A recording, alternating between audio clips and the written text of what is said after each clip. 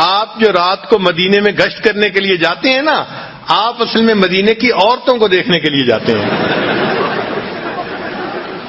عجیب سی بات تھی، سن کے حیران ہو جائیں گے۔ اللہ اکبر کبیرہ، اللہ اکبر کبیرہ۔ ایک صاحب تھے، وہ اپنی بیوی کی زبان سے ذرا تنگ تھے۔ مرد کا ہاتھ قابو میں نہیں ہوتا، عورت کی زبان قابو میں نہیں ہوتی۔ تو اس نے سوچا کہ میں امیر المومنین حضرت عمر رضی اللہ عنہ کے پاس جاتا ہوں اور ان سے جا کے پوچھتا ہوں کہ میں اس بیوی کا کیا کروں۔ تو عمر رضی اللہ عنہ تو بڑے جو ہے وہ دبدبے والے اور ہمت والے ہیں، تو صاف ظاہر ہے وہ مجھے کہیں گے کہ ذرا اس کو سیدھا کر دو، تو میں پھر خوب کٹائی کروں گا اس کی۔ چنانچہ یہ نیت لے کے کہ مجھے پٹائی کا NOC مل جائے گا اور پھر مسئلہ حل ہو جائے گا، وہ حضرت عمر رضی اللہ عنہ کے پاس آئے۔ ابھی دروازے کے باہر کھڑے تھے کہ وہ سنا کہ حضرت عمر رضی اللہ عنہ سے ان کی بیوی اونچی اونچی زبان میں بات کر رہی تھی، اونچی آواز میں بات کر رہی تھی۔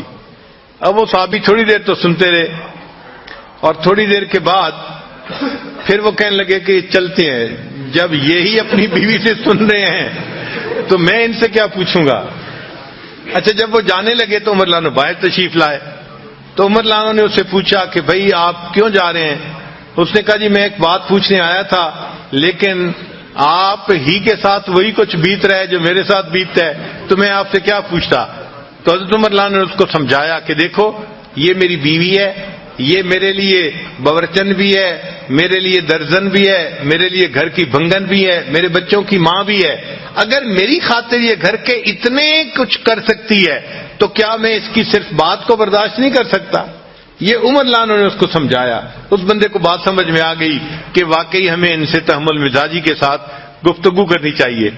اور ایک کتاب میں لکھا ہے کہ آپ لوگوں کو پتہ ہے کہ بیوی حضرت عمر رضی اللہ عنہ سے کیا بات کر رہی تھی؟ عجیب سی بات تھی، سن کے حیران ہو جائیں گے۔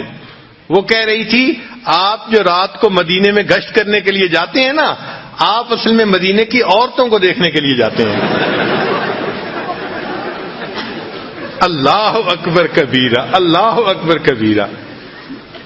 یعنی حضرت عمر رضی اللہ عنہ کا مقام دیکھیں کہ جن کو نبی علیہ السلام فرماتے ہیں کہ جس راستے پہ عمر جاتا ہے شیطان اس راستے کو چھوڑ دیتا ہے۔ جن کی دعائیں نبی علیہ السلام نے مانگی، جو اسلام کے لیے مؤید اور مددگار بن کے آئے، اور جو خلیفہ راشد تھے، ان کے بارے میں بیوی کی سوچ دیکھو، الگ سوچ ہے نا ذرا۔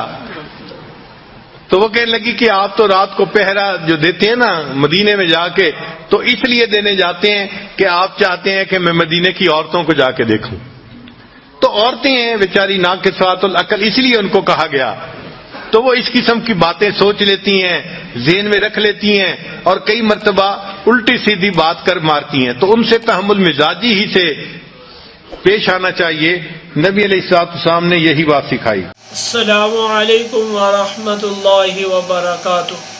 آپ نے حضرت کا بیان سنا اور اس میں جو انہوں نے وظیفہ بتایا وہ بھی آپ لوگوں نے سن لیا۔